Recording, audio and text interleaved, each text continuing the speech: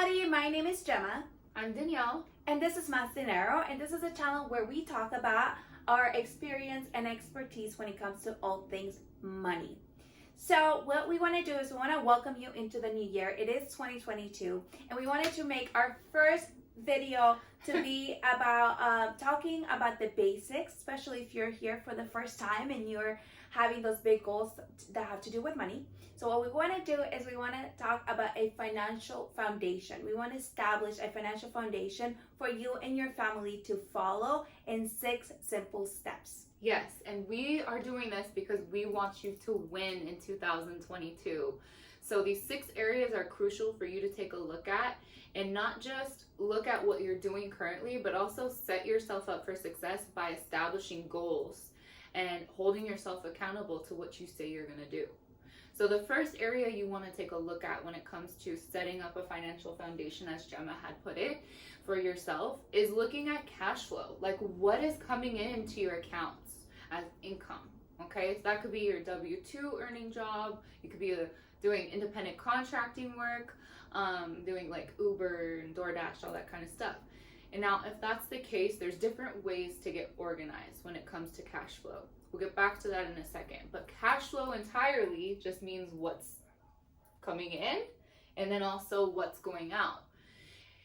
Because this is a topic that is for you to have success in, you have to look at your habits. When it comes to what's outgoing, like, it's time to tell yourself realistically, like, is this a lifestyle I'm maintaining that actually will get me to another level of success I want to see in my life, or is it not?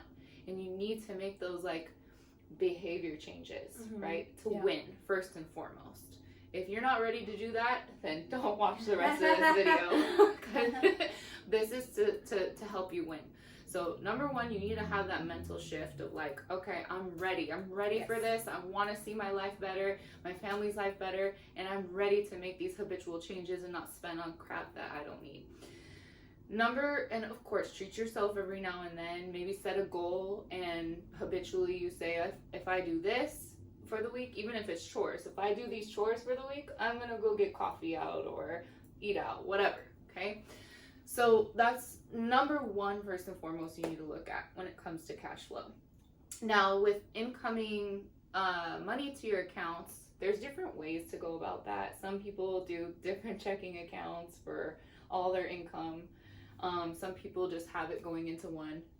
I guess the main point of getting organized would be knowing what to do, whether it's in one account or spread across different accounts. Like, for instance, if you have a 1099 independent contracting job and you have write-offs, do you want that to really be in your account where your W-2 earning is coming from, your 9 to 5, right? Your employed job.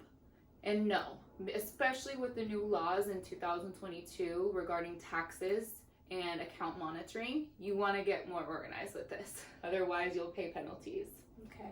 Yeah. That's good. That's good advice, because I think a lot of us are a little bit not aware, or maybe a little confused on the tax changes. So it's important to keep everything organized and everything separated so that you don't have consequences later down the line. Totally. And I think when it comes to expenses, something you have mentioned before is like looking at like, where can I maybe like get a discount? Like, let's say you with car insurance had a ticket, and naturally it should fall off and you should get your discount, but make sure you are, because that's the thing, is you have to follow up with different companies. They might not be crediting your account what you deserve. That was with credit cards, whatever it is, right? These payments, you want to look at, okay, my policies, is this actually what my premium should be right now?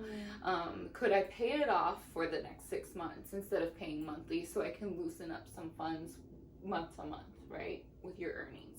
So there's different things you need to take a look at when it comes to your expenses too, and we're not going to go much more into that topic.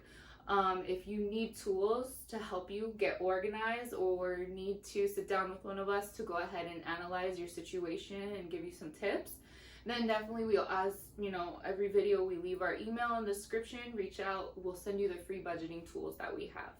All right, guys, the second thing you want to look at when building a financial foundation is your debt. It's called debt management.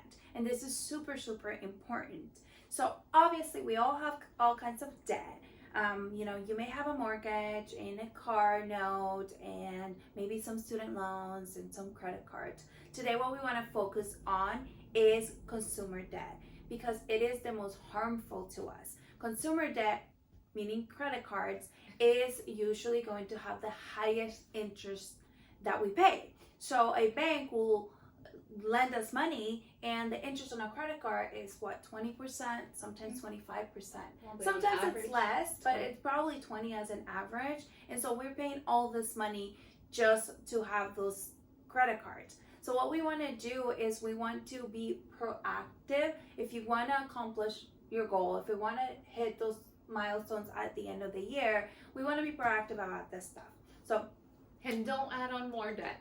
Yeah, right. You aren't managing we want your to credit cut it debt. back. So one of the things that we've discussed is everybody has a different situation, right? But one of the things is maybe it's time to leave some credit cards in a drawer at home.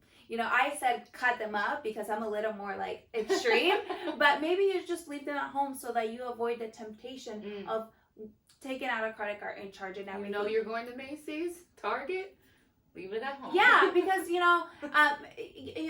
lot of people carry an average. I think is 4 or 5 credit cards, and if you're just going to buy groceries at the store, maybe don't have that temptation on you and just bring the one or bring the exact cash. And that's regardless of your points and because you want to boost your score and all that crap, you need to use your card. This is for people who do not have the habit in place of managing the current debt that they have properly. Yeah, if you have a lot of debt and that is your priority, then you want to take the best approach to get rid of it the fastest way. There's many different strategies that people use, and you can reach out to us and we can share them more in depth to get rid of it faster. But let me give you a tip. Let me give you something that has worked for me. If you have a whole lot of balance on a credit card and you're just like paying all that interest month after month, if your credit allows it, obviously, if you have a decent enough credit, maybe you should look at a credit card that has a zero, interest for. They usually do it 12 months, 15 months, 18 months. Some do it up to 24 months. And just roll over that balance to the new company. That way you're at least only paying your principal when you're making those payments and not paying any interest. And you're buying yourself more time because in 12 months, you may actually make a really huge dent into your debt and not just paying interest. So that could be something that you could take advantage of. Yes, for those of you struggling with responsibly managing your debt, that is an amazing tip. It will bring you lower levels of stress and looking at your numbers, just more peace of mind. So temporarily, you have to be prepared and think out too. Like if I'm getting that type of offer and I go forward with what she's saying to do, then also not be irresponsible just because you're like, oh, I bought myself time, so I'm good. Right. But then you go 12 months later and it's that introductory rate is up. Now you have more interest, more debt, and you're in the same pickle. Yeah, no, let's not do that. The point is to be proactive about our debt so that we can get rid of it faster. The third area you need to take a look at to win in your finances this year is with an emergency fund. Okay? Yes, savings, there's so many different things you can do, but let's just scale it down to, like you said, the basics here. Yes. What is the point of paying off all that debt if you don't even have an emergency fund set up in place? Because what if an emergency takes place, or when it does, now you're back up in debt if you just cleared it off and you don't have an emergency fund. The sad thing is too, here in America, which we're trying to change, is that the average American doesn't even have $1,500 to cover an emergency in their savings. So with that said, focusing in on your emergency savings is the third most important step here. Okay, so the rule of thumb ranges out there, but I would say for it to be an emergency fund, at least qualified as that in the financial industry, would be 3 months minimum of expenses, not your cash flow, income, but your expenses put away in an account. Okay, and that's to cover you if you lose your job, which has happened to so many in this time, right? And so, do you have how many months available to cover your expenses if you can't work and your unemployment takes 14 days to kick in, or you're going on interviews and you don't get a job till 2 months later? Okay, so that's why it's very crucial to have at least a minimum of 3 months. Of course, if you've already checked that off the box, congratulations to you. Maybe it's time to look at adding in a month, or additional money that could have been going into your emergency fund to build it now goes somewhere else and you leverage it. All right, so number 4 is proper protection. And what does that mean? We want to make sure that you have the right coverage for all of your policies. So we have, life insurance policies and auto policies and homeowners and all these things. We want to make sure that we are constantly reviewing those policies on a yearly basis and that they have the right coverage. For example, with life insurance, do you have the right amount of life insurance? If you have kids and you have a mortgage, you need to have at least 10 times your annual salary in coverage for life insurance. Another thing for your car, for your auto, do you have the right coverage? Have you looked at it? Oh my gosh. Did you know that they are actually giving, a lot of companies were giving you a discount if you were working from home because you no longer are driving, and so they were getting a lot of discounts. That's still happening, and it's something that you should review with your agent. The other thing is homeowners. There's a lot of break-ins now. Oh my God. If you're in the LA area, I've been seeing nonstop on Instagram and in the news. Crazy. Robbery after robbery. And yeah, some people are saying you buy all these fancy security cameras. At the end of the day, that doesn't stop a robber. Yeah, it doesn't. And you need to have the proper... This is such a great point because I've even, in my recent experience with car insurance, just thought, $15.30, let me keep it basic. Yeah. With a really good insurance company, of course, but I should have upped my limited because of the damages that occurred. It's just not enough. It's usually not. It's usually not because the mindset is let's buy the cheapest option because we want to save money. But a lot of the times what we need to do is get the proper coverage and just pay the premium because look, think about it this way. We are protecting our most important, most valuable assets. One is your life, which is no replacing that. 2 is the biggest purchase that most people make is a house. So you definitely want to protect your house, your $500,000 house. And then your other thing is a car. You're protecting something that you purchase with a lot of money. Cars these days are whether you lease or buy, expensive. you're putting hundreds of dollars a month. You are. So proper protection is very, very important when it comes to building a financial foundation because you are protecting all of your assets against all kinds of risks. Okay, so the 5th area you want to take a look at is so crucial. I know we keep just reiterating ourselves how crucial all these points are, and they are if you want a solid financial foundation and to win this year and always. So when it comes to the 5th area you look at, it's your asset accumulation. What does this even mean? Well, what assets do you have on your belt? Is that a house? Whether it's depreciating or appreciating, right? So, is that a checking account, savings account, CD, 401k, etc. The list goes on, right? We're not going to get into all that today.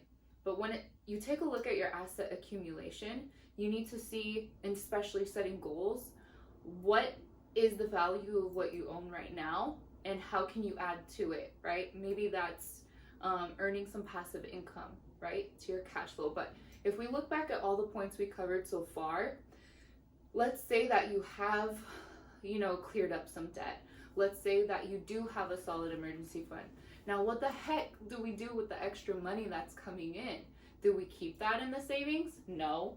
I'll answer that. Because the savings accounts are earning most out there with large banks, 0.01 interest. Inflation is 6% today, a little bit over. And we need to look at, well, how do we outpace that inflation, right? How is our money going to make money for us? Whereas when we were talking about debt earlier, it's actually working against us. When it comes to debt, that interest is eating us alive. So what we want to do is feel more alive by actually leveraging the money that we have available and earning interest, getting paid on that. So whether that's passive income, having another side hustle, or residual income, or even investing it properly. With these types of assets, you can earn money doing, right? And sometimes that is a Roth, a 401k. Sometimes that is a cash value life insurance policy. There's many strategies out there. So again, that's something that is really crucial to what you're doing in your goals. It's very, very specific to you. So we can't just put rules of thumbs out there with this, unfortunately. Yeah. You would have to get in touch. Definitely one thing that I want to make sure we say out there is this building a foundation is for beginners, right? This is for people that are just starting to look at their finances differently. Do not be afraid to invest. Investing is not as scary as it seems, and it's not just for the rich. It can be so simple, and it's for all of us. It is super important that we do it. Asset accumulation goes from I had $10 one day in my life, and now I have millions of dollars. You know, so that's the goal. So what you want to do is set yourself a goal of like, okay, so I own a house and this is my equity. Where do I want to be in 5 years and 10 years and That's such a great point that you bring up, because in my own experience, like starting a financial foundation for myself, I was scared to invest in the market because my family had always taught me, oh, that's how you lose money. It's gambling. We don't gamble in this family, you know? And so I was always scared. I didn't know how to navigate around the stock market, but I wanted to learn because I always wanted to know for myself rather than take things others say for face value. And once I did, that helped me win more in my finances. And if you're scared of risk, there are things in investing, like you mentioned, you can do where, you know, there isn't risk tied to it. At least it's baby step, right?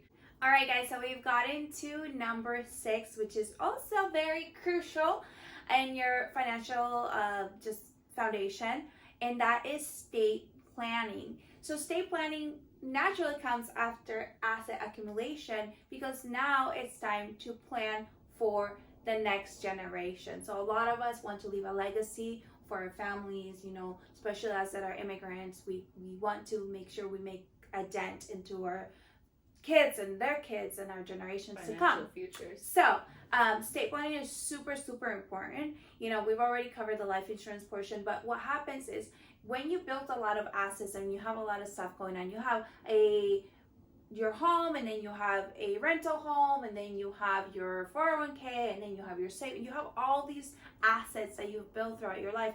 What you want to ensure is that with a good plan, that it gets passed on to the right person at the right time. So if we don't do this step, if we skip this step, the consequences are actually really, really high. It comes in forms of taxes. It comes in forms of probate. There's a lot of delays. There's a lot of issues. And if you are in a blended family, there's potentially, you know, people who are getting, you know, assets and funds that weren't supposed to. So and that is super, super important to avoid lawsuits for your heirs, for your kids, your spouse, whoever is going to be taking over. Well, that's all we have for you today. It's a lot, but don't get overwhelmed by this. Right after this video, be action oriented, hold yourself accountable, go look at your finances, these 6 areas of them, and make sure that they're secure for moving forward. And also take these tips. If you need more, reach out to us like we said before. And this is all to help you win in 2022 and make más dinero.